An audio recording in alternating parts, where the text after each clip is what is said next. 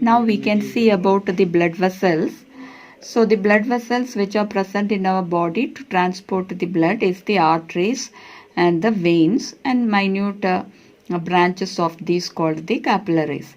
The arteries are the vessels which carry the blood. You can see here the artery. It is the blood vessel which can carry the blood from the heart to various organs of our body. So from the heart, the blood vessel which carries the blood from the heart to the body parts is called a artery, and the blood in the artery will be flowing with a high pressure, because when the heart pumps the blood will be passing through the arteries under high pressure. So the artery wall should be very thick. You can see here the artery wall is thick, and it is having elastic walls, so that according to the pressure it can increase its volume or decrease it. So it will be having elastic walls and thick walls. But when you see the veins, this is the vein. When you see the veins are the blood vessels which collect the blood from different parts of the body and brings it back to the heart. So they do not have that much thick wall, just like that of the artery. So here you can see, when you compare it, you can see this is very thick, but this is a thin wall. Now because here the blood is not flowing under high pressure.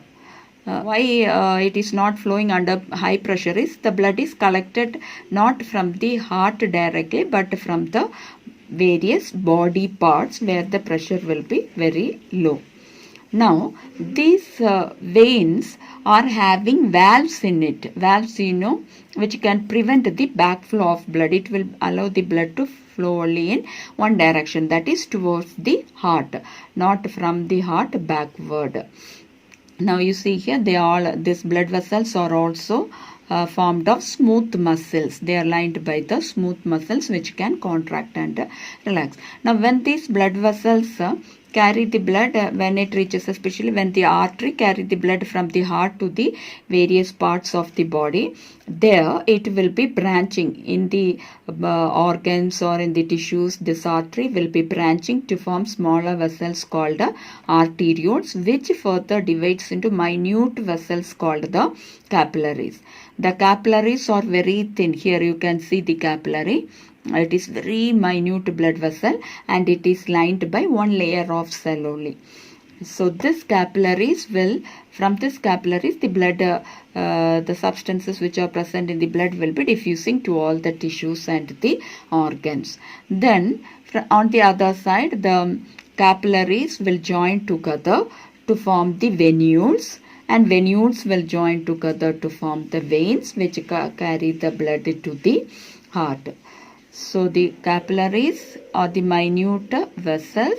When the blood is passing, you assume from the artery, the blood is passing to the capillaries. When it reaches the capillaries, the food or oxygen, whatever is there, will be diffusing into the surrounding tissues.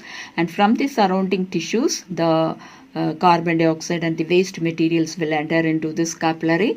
Then they will be collected and joined together to form the veins which carry it to the heart. This is about the blood vessels in our body.